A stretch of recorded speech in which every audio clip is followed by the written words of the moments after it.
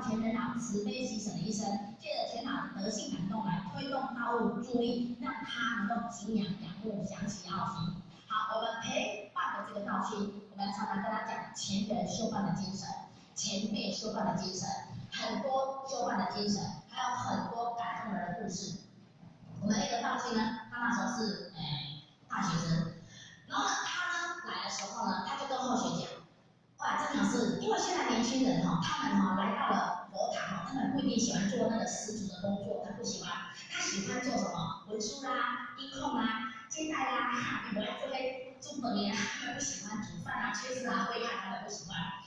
后学的就跟他讲这个故事啊，也顺便在这边跟大家分享哈，顺便的以后这里面可以收集一些这种故事，其实故事比讲道理还有道理。我们有一个讲师呢，他在国小在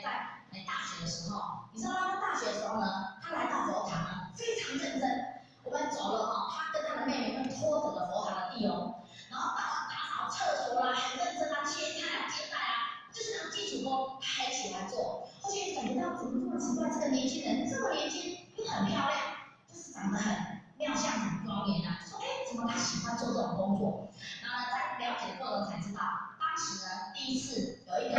人就跟他讲，小姐，你会发生车祸哦，会毁容哦，脚会断掉哦。第一次听到他感觉可能是乱讲的。再过了没有多久，又一个人跟他讲，小姐哦，你会发生车祸哦，会毁容哦，脚会断掉哦。哇塞，他开始紧张了。他的母亲呢，是我们道场的讲师，非常诚心的讲师，概念非常好，就跟他讲，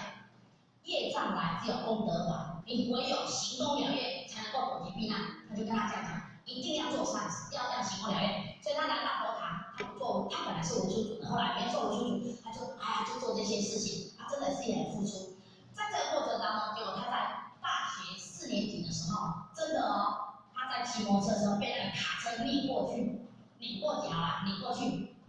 起来，这里缝了几针，但是没有毁容，现在还是很漂亮。脚呢，整个脚黑掉，结果黑掉而已，但是没有截肢，现在好。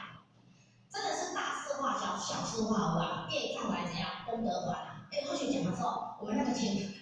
孩子哈，激动住，你知道吗？哇，真的就像去洗碗，赶快洗！哇，真的很高兴。所以呢，这个部分要告诉你们，你可以有很多的故事跟他们分享，跟这个不修行的故事也是可以分享。天哪，他们在办道的过程当中很多的故事嘛。